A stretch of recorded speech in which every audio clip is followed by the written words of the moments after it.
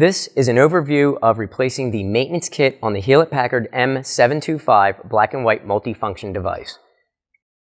The first thing we're going to do is replace the roller in the tray 2, tray 3 section. I'm going to use tray 3 as the example because it's the easiest to demonstrate.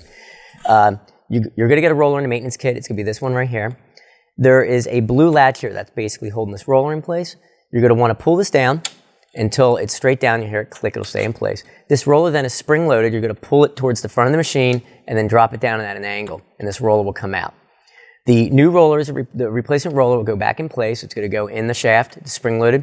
You're going to push it all the way in, lift it up, get it into here. You should just kind of jiggle a little, make sure that it couples over here fully and engages properly. Once it's in place, you want to take this blue tab here and slide it back up in place to lock it in place. You can then reinsert the paper tray after you're done. The next roller we're going to show is the MP tray paper roller, pickup roller. That is up in the top of the machine near the toner cartridge. So you want to open the main cover of the machine, and this is the MP tray roller right here.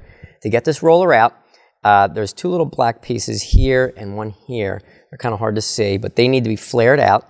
And when you squeeze them apart, in fact, the roller just did it, it popped up and out of place. So what happens is it's going to roll back slightly and then lift out. So this roller is slightly spring-loaded from the rubber being squished on the shaft like this. So when you uncouple it, it actually springs off a little bit. So it's sitting like this in the machine. You unlatch this little dimple here and one here. And when that happens, it pops slightly, and then you finish rolling it forward and then lifting it out of the machine. And the replacement's going to be backwards of this. So we're going to go in like this and then push it down like that and click it in. So we're going to go in, and you might be able to see here, right there is one of the notches where this is going to go. So that's going to go in, and then we're going to basically roll it forward, and you want to push down until you hear it click. And now the roller's in place. And that's how you replace the MP tray roller. The next roller we're going to replace is going to be the larger 500 sheet tray roller. So let me get this tray out of the way here.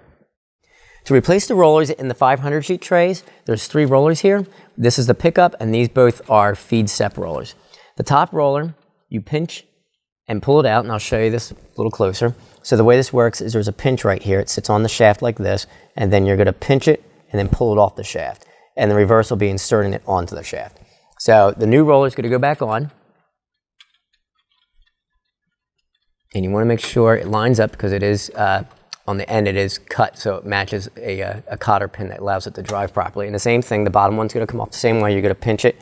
So you actually, I should say, you pinch it this way and pull it off. The back does have a cut in it, so there's actually a pin that goes in to drive the gear to make it turn. So you want to make sure that these go on all the way and engage properly, otherwise they won't spin. So once they're on, you always want to kind of just pull back slightly on, make sure they don't fall off the shaft. If they do, they weren't fully engaged. Finally, there is a pickup roller assembly that is replaced. This one has a full gear on it, but the same way, you want to make sure that when it goes on, you want to make sure you hear it click and that's in place, and just pull back just a little bit, make sure it doesn't come off the shaft, otherwise it's not latched on properly. And that is how you replace the rollers on these 3 500 sheet paper trays. All right, one of the last pieces to replace is the fusing assembly. We're going to start by removing the duplexer. That's going to pull out. It's going to stop, and you're going to lift it at just a little bit of an angle to get it out, a lot like a cabinet drawer in a kitchen or a bathroom. That's going to come out. We're then going to remove the back access panel door here. There's a spot in here where you have to undo a blue latch. It's over here in this corner. So you want to push, you want to lift this up. It's actually a hook. Right here you can kind of see where it hooks. So it hooks onto this door like this, basically, is how it works. So what we're doing is we're just lifting up to get it to unlatch, and we're going to let the door fall completely down then. So that way, on this side here, what we're going to do then is squeeze in with our finger a little on this side to get the plastic to release, and then that's going to come out, and then this is going to pull straight back once it's flat. So what I did was squish this piece in here, so it's sitting like this. I went like that to get this piece to release and then slid out. We're now at the fusing assembly here. The fuser is going to come out by undoing 2 latches. There's a blue one here to unlock it, and then one here to unlock it. Once it's unlocked, the fusing assembly will completely pull out. You're going to take the replacement unit, you're going to drop it in place like this. You're going to make sure you want to lock it in. So you want to make sure that's upright position, and that one there is in the upright position. We're then going to reinsert the diverter assembly for the fuser.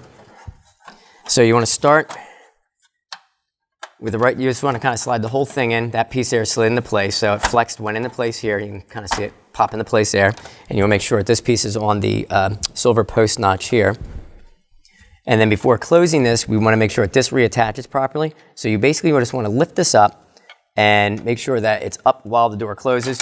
And then once it closes, that piece will reattach itself. You can see now by the gearing moving here that that's reattached. The door won't close right if this isn't in place, so you'll know if it's not done because the door will actually be stuck, the one corner will pop out and it won't close properly. And then the final step is to reinsert the duplex assembly, which is just going to slide straight in until it stops.